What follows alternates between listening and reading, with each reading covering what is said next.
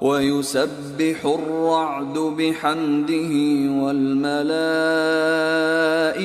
من خيفته